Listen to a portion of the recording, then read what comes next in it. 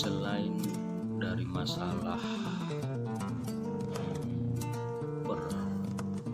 persetujuan antara pemerintah Indonesia dengan pemerintah Taiwan, masalah zero cost atau pembebasan biaya buat para TKI yang dimana pemerintah Indonesia tuh menginginkan kalau biaya penempatan itu ditanggung oleh majikan, dan sampai saat ini masih belum ketemu titik cerahnya.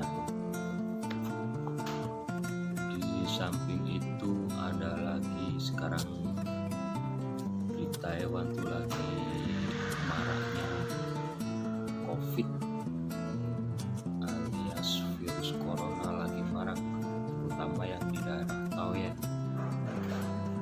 Baiklah, kita saksikan berita selengkapnya.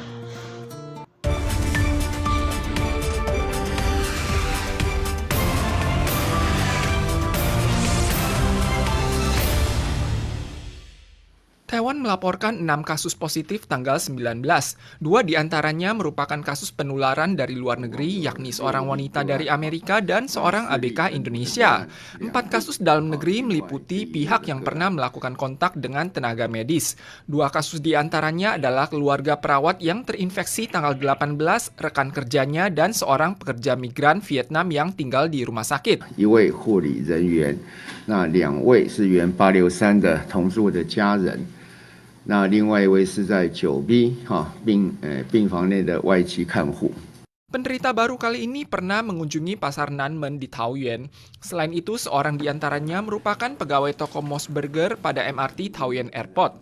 Sumber penularan klaster kali ini berasal dari seorang dokter yang merawat seorang penderita pria dari Amerika yang kemudian ditularkan kepada seorang perawat wanita. Seorang perawat wanita lainnya juga terinfeksi karena bekerja pada stasiun perawat yang sama, yang kemudian ditularkan kepada seorang dokter pria yang melakukan diskusi bersamanya.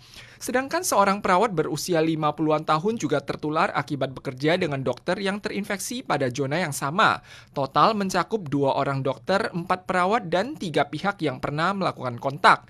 CECC akan mengutus petugas memasuki RS yang ditunjuk untuk menutup kamar penderita. Pasien dikarantina 1 orang per kamar. Ruangan di lantai tersebut juga dikosongkan. Pakar akan ditempatkan untuk melakukan kendali infeksi. Seluruh pasien rumah sakit hanya boleh keluar, tidak boleh masuk. Jam besuk juga ditiadakan. Pasien hanya boleh didampingi oleh 1 orang dengan mengadopsi pencatatan nama asli. Setelah kasus penularan tim medis pada sebuah RS di Taoyuan, layanan medis malam hari telah dihentikan tanggal 18. Sebagian besar layanan medis pada pagi hari juga telah dihentikan.